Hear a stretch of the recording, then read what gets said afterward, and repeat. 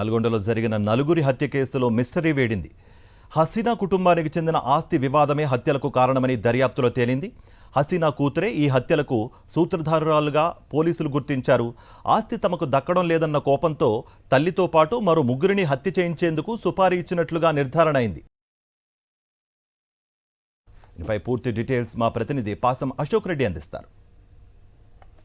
రాష్ట్ర వ్యాప్తంగా సంచలనం సృష్టించినటువంటి నల్గొండ 4 హత్యల వెనుక అసలు మిస్టరీ ఏమై ఉంటుందని చెప్పేసి కూడా ఉత్కంఠకు తెర దించినటువంటి పరిస్థితి కనిపిస్తుంది. ఎందుకంటే హసీనా, సుల్తాన్, ముజమ్మిల్, అప్సరాని హత్య చేసింది ఎవరని చెప్పేసి పలు కోణాల్లో పోలీసులు విచారణ చేసినటువంటి నేపథ్యంలోనే ఆ నలుగురిని హత్య చేసింది కూడా హసీనా మొదటి భర్త ద్వారా కలిగినటువంటి సంతానమైనటువంటి కూతురు అల్లుడే అత్యంత దారుణంగా సుపారీ ఇచ్చి హత్య చేసినట్టు కూడా పోలీసుల విచారణ తెలిసినటువంటి నేపథ్యంలోనే మొత్తం 8 మందిని పోలీసులు అదుపులోకి తీసుకున్నారు. కూతురు అల్లుడితో పాటు మరొక 6 సుపారీ గ్యాంగ్ కూడా అదుపులోకి తీసుకొని ప్రస్తుతం అయితే పోలీసులు పూర్తిస్థాయిలో విచారణ చేస్తున్నారని చెప్పేసి కూడా తెలుస్తుంది. ఎందుకంటే హసీనా పేరు మీద ఉన్నటువంటి ఫ్లాట్తో పాటు ఇంటికి సంబంధించినటువంటి ఆస్తికి సంబంధించినటువంటి వివరాలు, అదే సమయంలో హసీనా దగ్గర ఉన్నటువంటి బంగారం విషయంలో గత కొంతకాలంగా కూతురు అల్లుడితోటి హసీనాకి విభేదాలు తలెత్తినటువంటి పరిస్థితి.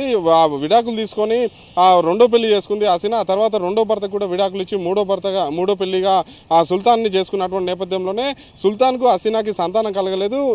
సుల్తాన్ కూడా అంటే మొదటి వివాహం ద్వారా కలిగినటువంటి సంతానమైనటువంటి ముజమ్మిల్ అప్సరాతో కలిసి హసీనా, సుల్తాన్ కలిసి తెలంగాణ కాలనీలో ఒక ఇంట్లో ఉంటున్నారు. ఆ ఇల్లు కూడా హసీనా పేరు మీద ఉన్నటువంటి నేపథ్యంలోనే తనకు రావాల్సినటువంటి ఆస్తి సుల్తాన్ సంతానానికి వెళ్తుందన్న అక్కస్తోటి హసీనా మొదటి భర్త ద్వారా కలిగినటువంటి సంతానమైనటువంటి కూతురు అల్లుడే అత్యంత దారుణంగా ఒక పన్నాగం పన్ని శుక్రవారం రాత్రి అర్ధరాత్రి 12 గంటలు దాటిన తర్వాత 1 గంటల 30 నిమిషాల సమయంలో నలుగురిని కూడా హత్య చేసినట్టయితే పోలీసుల విచారణ తెలిసిందని చెప్పేసి కూడా మనకైతే సమాచారం అందుతుంది. అయితే పోలీసులు నిర్ధారించాల్సినటువంటి అవసరం అయితే కనిపిస్తుంది.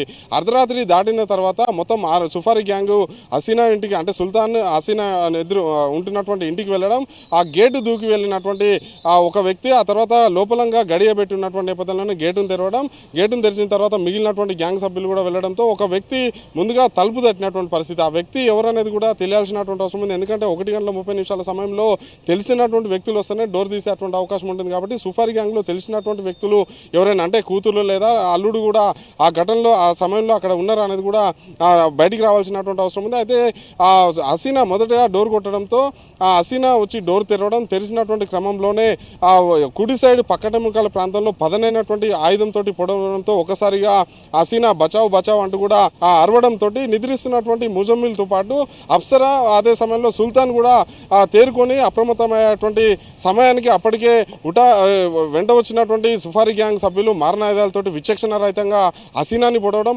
అదే సమయంలో ముజమ్మిల్ అడ్డుకునేటువంటి ప్రయత్నం చేయడంతో ముజమ్మిల్ అప్పటికే బ్లాక్ బెల్ట్, కరాటేలో బ్లాక్ బెల్ట్ ఉన్నటువంటి క్రమంలోనే యువకుడు మిగిలినటువంటి సుపారీ గ్యాంగ్ మీద ఎదురుదాడి దిగుతున్నటువంటి క్రమంలోనే అందులో ఇద్దరు చేతులు వెనక్కి పట్టుకొని అత్యంత దారుణంగా గొర్రె పొడల్ని ఏ విధంగా అయితే తలకాయ కోస్తామో ఆ విధంగా కత్తితోటి కోయడంతో కింద పడిపోయినటువంటి ముజమ్మిల్ని అప్పటికి కూడా వదలకుండా సుపారీ గ్యాంగ్ మొత్తం 16 చోట్ల, అంటే మెడ కాకుండా మిగిలినటువంటి 16 చోట్ల కత్తితోటి విచక్షణ రహితంగా పొడవడంతో ఘటనా స్థలంలోనే ముజమ్మిల్ చనిపోయాడు. అదే సమయంలో సుల్తాన్ కూడా వీళ్ళని అడ్డుకునేటువంటి ప్రయత్నంలో ఒక రాడ్డు తీసుకొని అడ్డుకునేటువంటి ప్రయత్నం చేసినటువంటి క్రమంలోనే ముజమ్మిల్ సుల్తాన్ పై కూడా సుపారీ గ్యాంగ్ దాడి చేసి హత్య చేసినటువంటి పరిస్థితి. అయితే ఒకవైపు అన్నని చంపుతున్నారు, అదే సమయంలో తండ్రిని చంపుతున్నారు, మరో సమయంలో అప్పటికే మారు తల్లి మీద కత్తితోటి దాడి చేసినటువంటి క్రమంలోనే తేరుకున్నటువంటి బాలిక 7వ తరగతి చదువుతున్నటువంటి 14 సంవత్సరాలు ఉన్నటువంటి అప్సరా మంచం కిందికి వెళ్ళి తనను తాను రక్షించుకునేటువంటి ప్రయత్నంలో మంచం కిందికి వెళ్ళినటువంటి క్రమంలోనే కాళ్ళు బట్టి బయటికి గుంజినటువంటి క్రమంలో అప్సరా బయటకు వచ్చినటువంటి క్రమంలోనే అప్సరా మీద కూడా కత్తితోటి దాడి చేయడంతో పాటు జుట్టుబట్టి గోడ కొట్టినట్టు కూడా నిందితులు పోలీసుల విచారణలో ఒప్పుకున్నట్టు కూడా తెలుస్తుంది. అయితే ఈరోజు సాయంత్రం లేదా రేపటి వరకు కూడా ఈ ఘటనకు సంబంధించి పోలీసులు ప్రెస్ మీట్ పెట్టి నిందితుల్ని మీడియా ముందు కూడా ప్రవేశపెట్టేటువంటి అవకాశం అయితే కనిపిస్తుంది. అయితే ఈ మొత్తం వ్యవహారంలో, అంటే శుక్రవారం అర్ధరాత్రి దాటిన తర్వాత ఈ ఘటన జరిగినటువంటి నేపథ్యంలోనే సోమవారం సాయంత్రం మొత్తం పూర్తిగా కులిపోయినటువంటి క్రమంలో ఆ మృతదేహాల నుంచి దుర్వాసన రావడం, అదే సమయంలో హసీనా పనిచేస్తున్నటువంటి స్కూల్కి సంబంధించినటువంటి సిబ్బంది ఇంటి దగ్గరికి వచ్చినటువంటి క్రమంలోనే గేట్ బయట, అంటే నిందితులు హత్య చేసిన తర్వాత ఎవరికి అనుమానం రాకుండా బయట నుంచి గేట్కి తాళం వేశారు. అంటే ఈ కుటుంబానికి సంబంధించినటువంటి వ్యక్తులు మరొక ప్రాంతానికి వెళ్ళిరని చెప్పేసి నమ్మించేటువంటి ప్రయత్నంలో తాళం వేసి వెళ్ళడంతో మొత్తం 4 రోజుల పాటు కూడా ఈ హత్యకు సంబంధించినటువంటి విషయం బయటికి రానటువంటి పరిస్థితి. ఆ తర్వాత సోమవారం సాయంత్రం సమయంలో బయటకు వచ్చినటువంటి క్రమంలోనే పోలీసులు అక్కడికి చేరుకున్న తర్వాత పలు దఫాలుగా అన్ని కోణాల్లో అటు సీసీ ఫుటేజ్ తీసుకున్నారు, క్లూస్ టీమ్, డాగ్ స్క్వాడ్తో పాటు ఆ హసీనా ఇంటి చుట్టుపక్కల ఉన్నటువంటి వ్యక్తులను కూడా విచారించారు. ఉదయం సమయంలో మార్నింగ్ వాక్ వెళ్తున్నటువంటి కొంతమంది వ్యక్తులు అంటే సెల్ ఫోన్ సిగ్నల్స్ అక్కడ కనిపించినటువంటి నేపథ్యంలోనే వాళ్ళని కూడా అదుపులోకి తీసుకొని విచారణ చేసినటువంటి నేపథ్యంలోనే ఈ హత్యకు ఇవేవి కారణం కాదు, కేవలం ఆస్తి తగాదాల నేపథ్యంలోనే నలుగురు హత్య జరిగిందని చెప్పేసి కూడా నిర్ధారణకు వచ్చినటువంటి పరిస్థితి కనిపిస్తుంది. ఎందుకంటే మొదటి భర్తకి విడాకులు ఇచ్చిన తర్వాత హసీనా రెండవ పెళ్లి చేసుకున్న తర్వాత కొంత అనారోగ్య కారణాల నేపథ్యంలోనే రెండో భర్తతోటి కూడా విడాకులు తీసుకుంది. ఆ తర్వాత సుల్తాన్ ప్రకాశం బజార్లో బ్యాగుల వ్యాపారం చేస్తున్నటువంటి సుల్తాన్ తోటి మూడో వివాహం చేసుకున్నటువంటి నేపథ్యంలోనే హసీనాకి పిల్లలు కలగరు.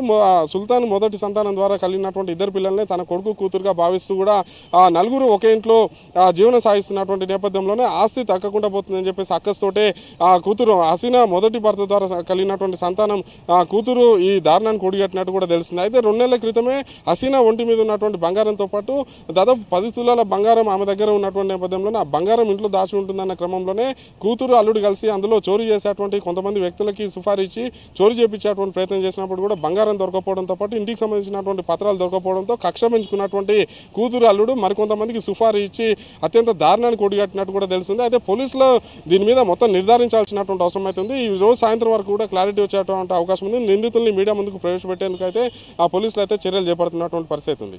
శ్రీనివాసరావు, పాషం అశోక్ రెడ్డి, సాక్షి టీవీ, నల్గొండ. మరిన్ని అప్డేట్స్ కోసం ఛానల్ ను సబ్స్క్రైబ్ చేయండి.